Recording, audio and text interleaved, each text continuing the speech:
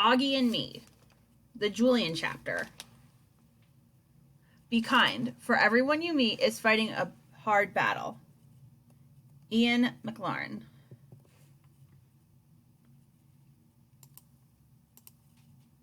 Before. Perhaps I have created the stars and the sun and this enormous house, but I no longer remember. George Louis Borges, The House of Asterion. Fear can't hurt you any more than a dream. William Golden, Lord of the Flies. Ordinary. Okay. I know. I haven't been nice to August Pullman. Big deal. It's not the end of the world, people. Let's stop with the drama, okay? There's a whole big world out there, and not everyone is nice to everyone else. That's just the way it is. So can you please get over it? I think it's time to move on and get on with your life, don't you? Jeez. I don't get it. I really don't. 1 minute, I'm like the most popular kid in 5th grade. And the next minute, I'm like, I don't know, whatever. This bites. This whole year bites. I wish Auggie Pullman had never come to Beecher Prep in the first place. I wish he had kept his creepy little face hidden away like the Phantom of the Opera or something. Put on a mask, Auggie. Get your face out of my face, please. Everything would be a lot easier if you would just disappear. At least for me. I'm not saying it's a picnic for him either, by the way. I know it can't be easy for him to look in the mirror every day or walk down the street, but that's not my problem. My problem is that everything's different since he's been coming to my school. The kids are different. I'm different. And it sucks big time. I wish everything was the way it used to be in the 4th grade. We had so much fun back then. We would play tackle tag in the yard, and not to brag, but everyone always wanted a piece of me, you know. I'm just saying.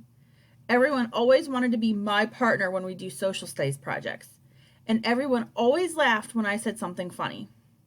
At lunchtime, I'd always sit with my peeps, and we were like it. We were totally it. Henry, Miles, Amos, Jack, we were it. It was so cool. We had all these secret jokes, little hand signals for stuff. I don't know why that had to change. I don't know why everyone got so stupid about stuff. Actually, I do know why. It was because of Auggie Pullman. The moment he showed up, that's when things stopped being the way they used to be. Everything was totally ordinary. And now, things are messed up. And it's because of him. And Mr. Tushman. In fact, it's kind of totally Mr. Tushman's fault. The call. I remember Mom made a big deal about the call we got from Mr. Tushman. At dinner that night, she went on and on about what a big honor it was. The middle school director had called us at home to ask if I could be a welcome buddy to some new kid in school. Wow, big news! Mom acted like I'd won an Oscar or something.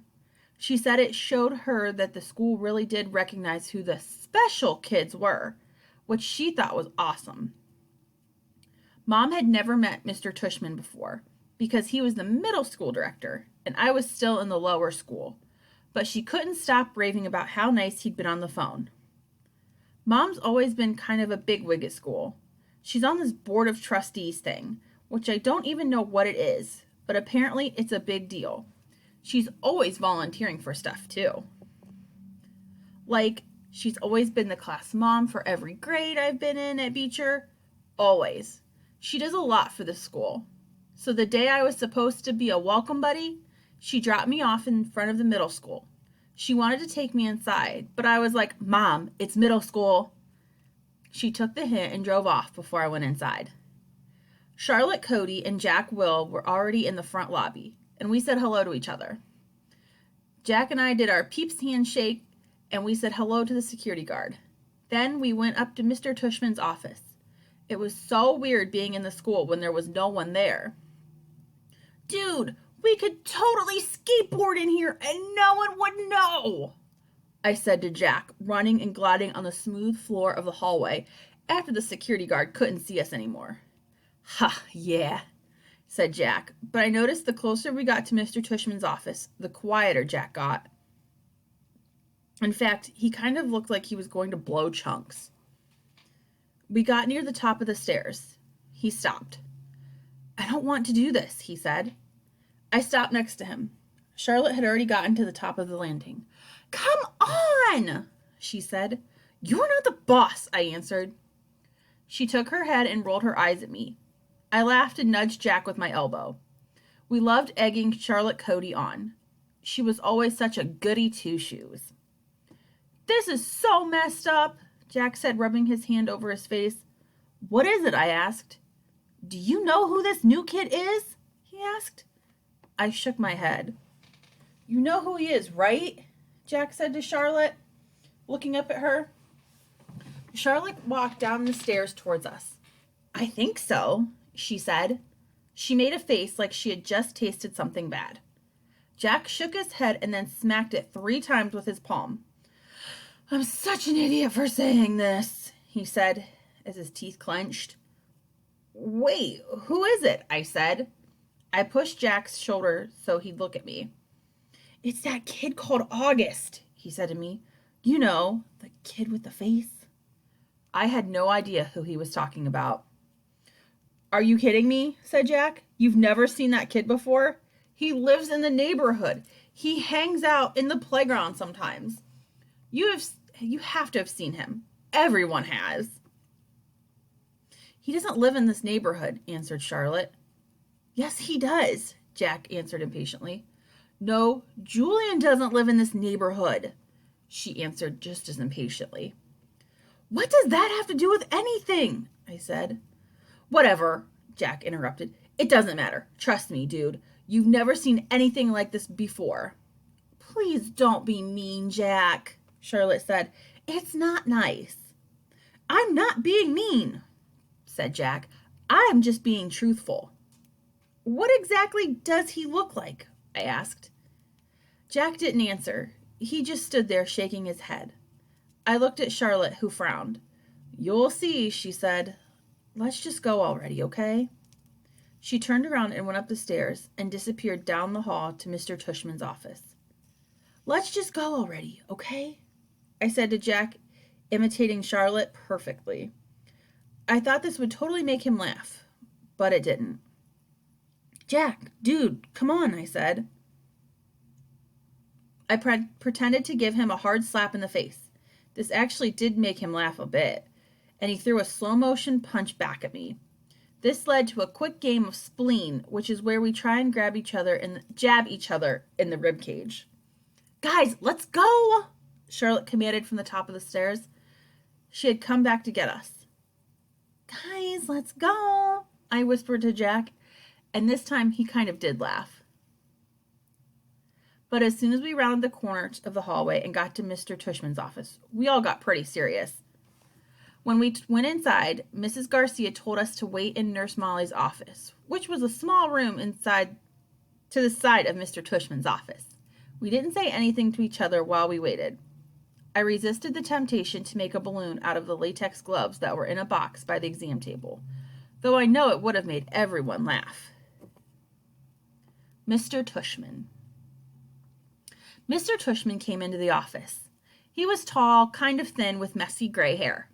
Hey guys, he said, smiling. I'm Mr. Tushman. You must be Charlotte. He shook Charlotte's hand.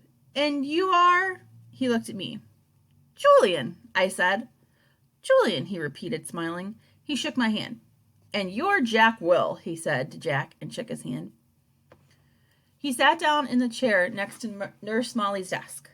First of all, I just want to thank you guys so much for coming here today. I know it's a hot day and you probably have other stuff you want to do. How's the summer been treating you? Okay? We all kind of nodded, looking at each other. How's the summer been for you? I asked him. Oh, so nice of you to ask, Julian, he answered. It's been a great summer, thank you. Though I am seriously looking forward to the fall. I hate this hot weather. He pulled his shirt. I'm so ready for winter. All 3 of us were bobbing our heads up and down like doofballs at this point. I don't know why grown-ups even bother chit-chatting with kids. It just makes us feel weird. I mean, I personally am pretty okay with talking to adults. Maybe because I travel a lot, and I've talked to a lot of adults before. But most kids really don't like talking to grown-ups. That's just the way it is. Like, if I see the parent of some friend of mine and we're not actually in school, I try to avoid eye contact so I don't have to talk to them. It's too weird. It's also really weird when you bump into a teacher outside of school.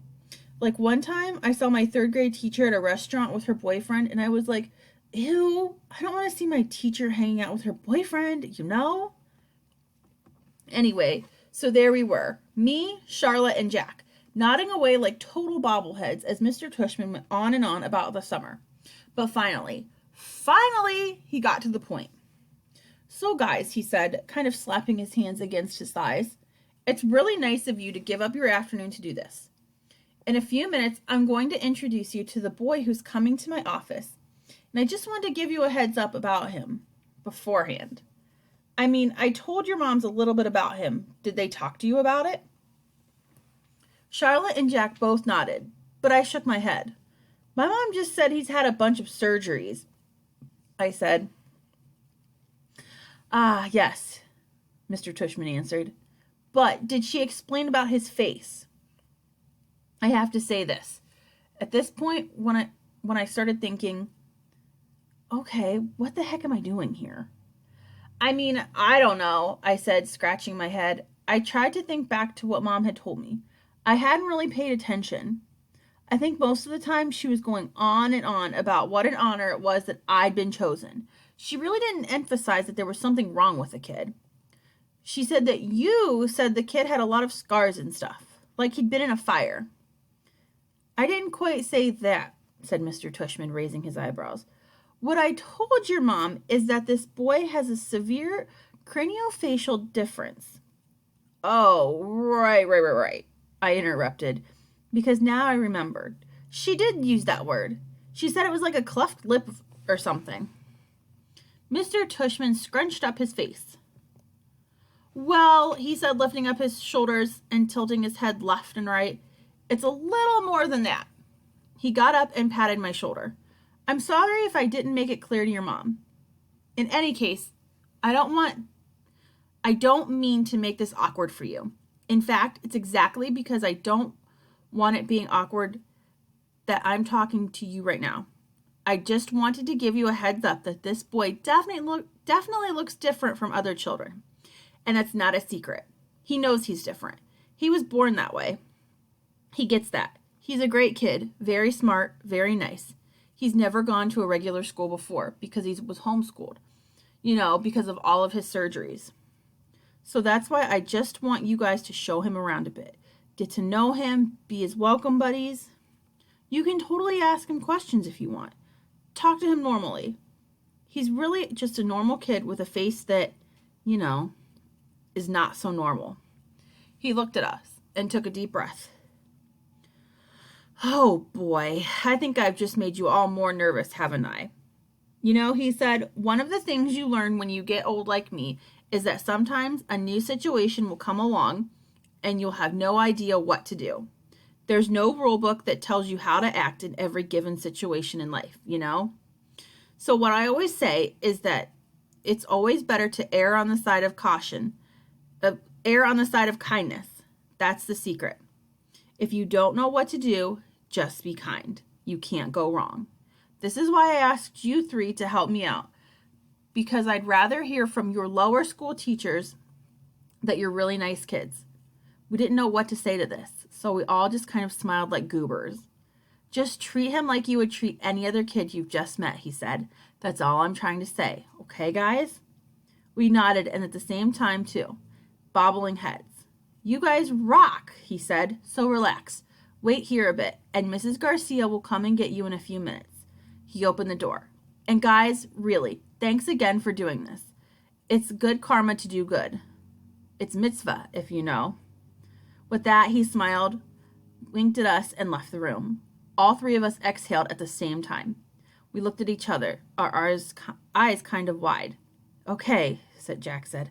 I don't know what the heck karma is, and I don't know what the heck mitzvah is.